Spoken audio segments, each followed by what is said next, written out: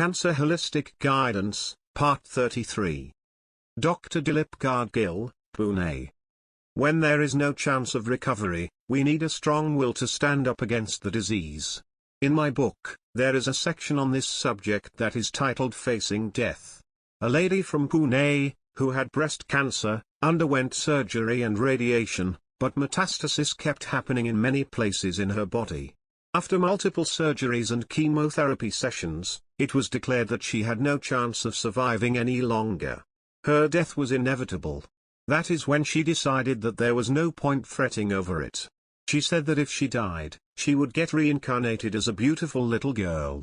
Since her current state was dismal and diseased, she said she was looking forward to being reborn as a beautiful child. With this thought in her mind, she started recovering gradually. She recovered to an extent where she started living her life like any other normal person. She had written a book titled Sundar, which translates to I Became Beautiful. She had thought she would become beautiful in the next birth, but she became beautiful in this life itself. The lady, Sulbadeshpande, came to my clinic to give me her book. She is an excellent example of how we can come back from the point of no return. When there is no hope left, we can use our incredible mental strength to think positively.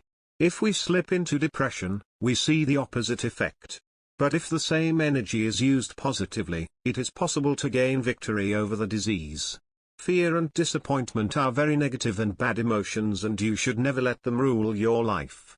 If we control them successfully, there is no doubt that we can come out of any situation.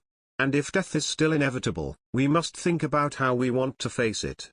In my book, I have written about how to face death both as a patient and as a family member. If we decide that we want to recover and live well, it is possible, as is evident from this lady's case.